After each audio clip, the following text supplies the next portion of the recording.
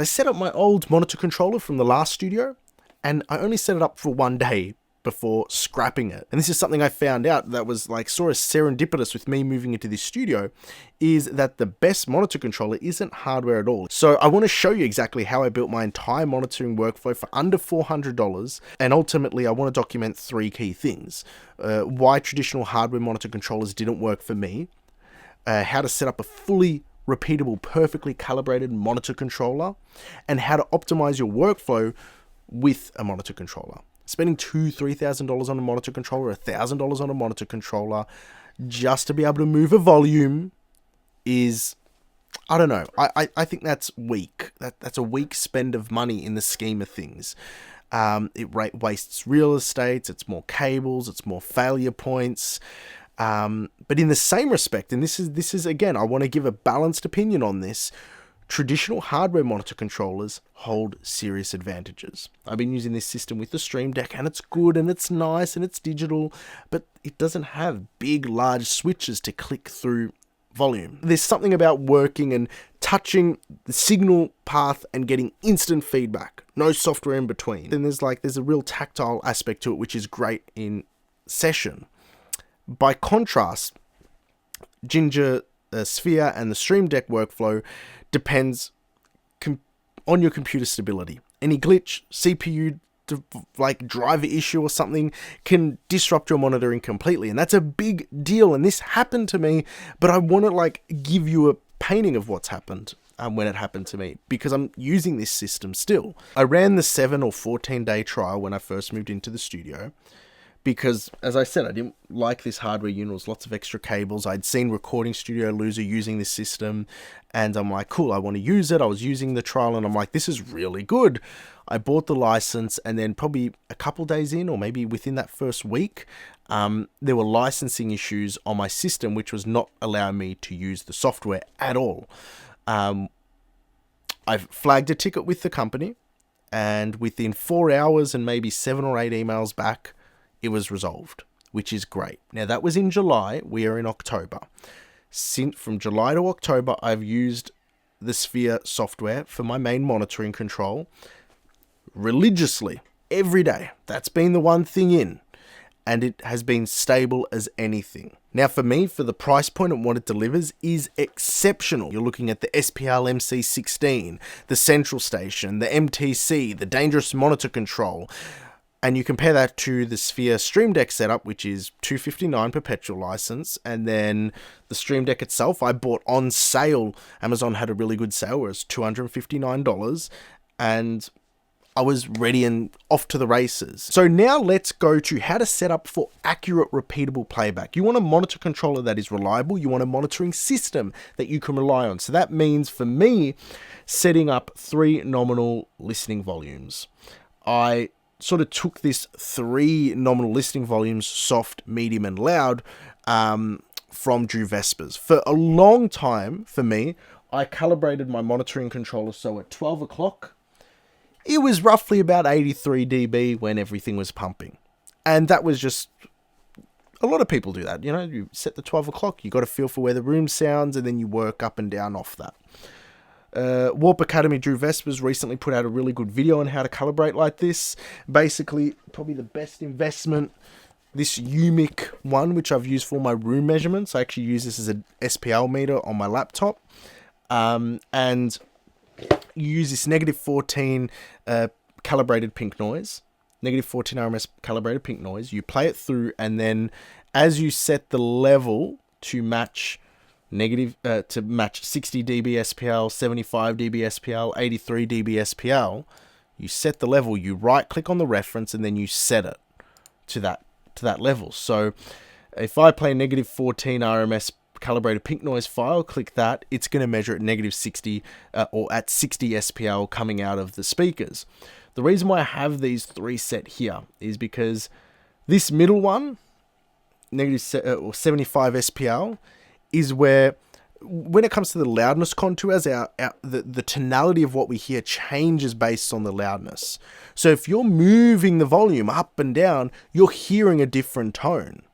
And typically 75 SPL, when it's, -14 calibrated roughly equates to about 83 decibel SPL on a finished master when you're listening to it. At that level is where your ears start to really flatten out and become more neutral in terms of what we listen, how our brain perceives the sound, and we're actually hearing it. I'll put the graph up here and you'll see how it starts to flatten out the louder you get. Yes, that means go super loud if you want it super flat, but you'll get really fatigued. So I like to have a center point like this. 75 SPL. When it's softer, your ears are less sensitive to low and high frequencies. You tend to hear more of the mid-range.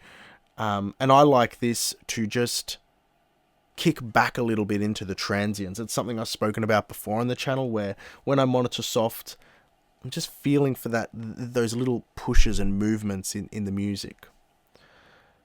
The loud is the vibe check. That's calibrated to -83. It ends up being well over 90 when you actually got a full master on there. And that's the vibe check. So those three are just critical. And if you're not using a monitor controller like this, a little bit of tape on your volume knob on your interface, a little bit of marker will do the trick. But I think at a very bare minimum, if you're in the studio, get an SPL meter, get even one on your phone, and just create a nominal listening volume for you to come back to. Now I want to go through some workflow optimizations I've set up here. So the workflow optimization, the main one is this main and compare for when I'm mastering.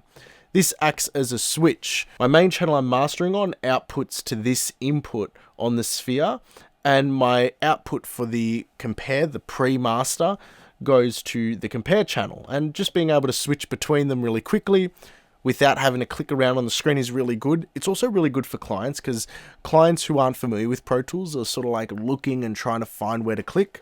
This makes it really fast and easy for them. It's all labeled nicely. And the other one is also the Apple Music. This is a macro I set up. So if we click here, it is 2 actions. So what are those actions? Press the space bar and start Apple Music. So if you're in the session and I press this, it's going to macro the spacebar command and playing Apple Music. So I'll typically have a track lined up in Apple Music in lossless playback quality, and I press that and it stops my DAW. It starts playing Apple Music. I press it again, it stops Apple Music, starts playing my DAW. So I can quickly reference tracks off Apple Music, which I think is really good in a session. I also have the side channel set up, the mono channel setup. That's really good. Today I was mastering something and I thought I was introducing a lot of distortion, and I'm like, this is crackling up. So I monitored the side signal, took my chain off, and realized it was actually in the mix, and I just went through the whole mix marking it up, waiting to hear back on the client on that. But that's really good just to be able to not have to go into BX meter, which is typically what I use to monitor those things, and just have it as a function on the controller. I've also got a quick button here for the headphones. I can also adjust the gain of the headphone out, so that way I can level match it to basically what I'm listening to there. Unfortunately, it'd be really good to be able to, if I click that, create a macro. Maybe I can actually. Yeah, I think I can. There we go. Switch profile. Yeah, you can. So what I could do is with this, create a macro for it, that when I engage the headphones, it switches to a profile that changes these calibrations to the headphone volume calibrations. That's probably something I can develop. And that's the thing with Stream Deck. It's really multi-user, like as in very flexible to whatever you think. You can sort of map out here and create macros to do your commands. So I think I might do that, because at the moment I've got this is my main monitor controller, but if I click this, I might be able to make it a multi-touch, where if I were to click it, it actually changes the control deck here to represent values for the headphone usage. So I can calibrate this for headphone out. And then when I click this, it goes back to a system for the main monitors. That's a good idea. I'm going to bookmark that. And this is why I'm sort of excited about this monitor, using this as a monitor controller, because I can flexibly adjust things as I need. Anyway, I hope you enjoyed this, because this is sort of the juice, quote unquote, on what I've been working on and been really excited in the studio using this. Everybody's like really impressed, like, oh wow, you're doing that. I'm late to the party on the Stream Deck. I'm late to the party on the Sphere, but it's exciting, and I wanted to share it with you because I think it was such a cheap, accessible thing for such a great solution that it was worth sharing. So I hope you enjoyed this, and until next time, take care.